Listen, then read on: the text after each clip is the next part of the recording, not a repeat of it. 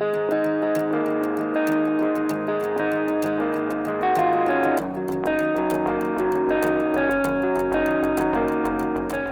I'm Chris Hiebert, Director of Operations at Collins Bus Corporation. This may look like a typical Type A Collins bus with the standard safety features, school bus compliant seating, warning lights, traffic control, but it's actually quite different underneath. I'm here with Matt Pinkham from Lightning eMotors. Matt, what does it mean when we say this is electric? Yeah, so it means it has no internal combustion engine at all. It's driven strictly by an electric motor. So no emissions? No emissions at all, that's correct. No tailpipe emissions, which is great for the environment and arguably even more important for the children.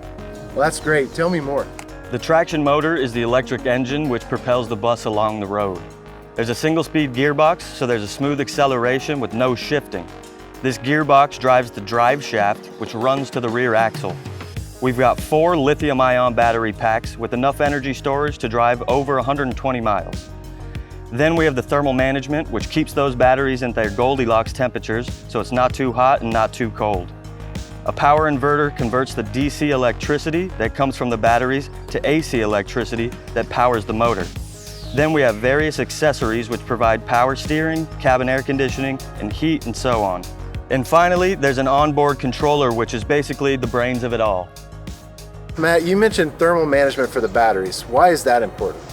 Yeah, that's extremely important just to extend the life of the batteries themselves. So with all this technology on board, is it complicated for the driver? Yeah, not at all. In almost all regards, it's a very similar driving experience for the driver.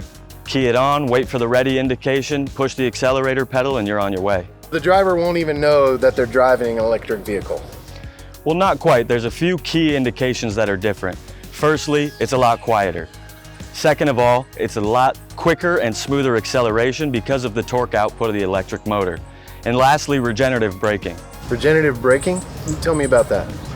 So regenerative braking is taking the momentum of the vehicle and putting that power back into the batteries as opposed to discharging it as heat through your brake pads. So what that regenerative braking feels like to the driver is basically the equivalent of engine braking. So you can basically drive these electric vehicles with one pedal. Feather the accelerator pedal and it feels like you're braking. It also kicks on the brake lights so that the people behind you know that you are slowing down. The main benefits of regenerative braking are going to be overall better efficiency. By recapturing that energy back into the battery system, you can make your range longer. And the second is going to be your brake component life. You're going to be using way less brake pads because that motor is slowing you down as opposed to brake pads. So what will we see if we look under the hood? Well, let's take a look.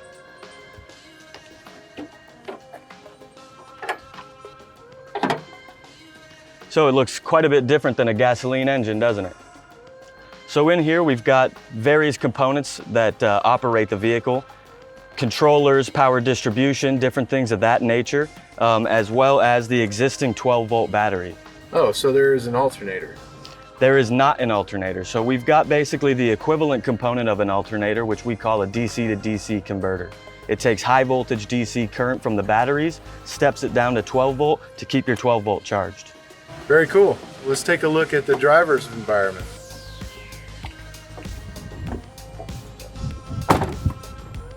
Yeah, you're right. It looks pretty familiar to me. Yeah, it does. And this unit's equipped with a traditional instrument panel cluster. You can see a few things here. We've got a power gauge, which that is going to indicate when it's in the green, you're going to be putting battery back into the batteries. And when it's in the blue, you're going to be discharging power. A couple of other things is on the right, it's going to tell you your power gauge, so how much power you've got left. So at Lightning, we've transitioned to a totally digital dash display. On the left side, you're going to have a power meter similar to this, telling you discharge and charging of the batteries. You're also going to have a very readable speedometer in the middle, as well as a state of charge and range indicator, which is going to tell you in real time how much range you have left for the vehicle. In the top left corner, you'll see a graph that's indicating in real time your efficiency that'll help the driver monitor how well they're driving. So let's talk about charging. Yeah, so at Lightning, we've designed the charging system to be pretty flexible. We've got AC and DC charging, and we can accept either one. Is one better than the other? So it really depends on the use case for the vehicle. DC fast charging is a lot faster, hence the name, whereas AC charging is a little bit slower. Really depends. If you need a quick top up, DC fast charging is great. If you've got the whole night to charge, you can use AC charging. So if anyone's got questions about it, we've got people working at Lightning to help answer those questions. Thanks, Matt, for that walkthrough. I really learned a lot. At Collins, we're really excited to offer our new EV electric with our partners, Lightning eMotors. We're really excited for the impact this is going to have on not only our customers, but also our environment.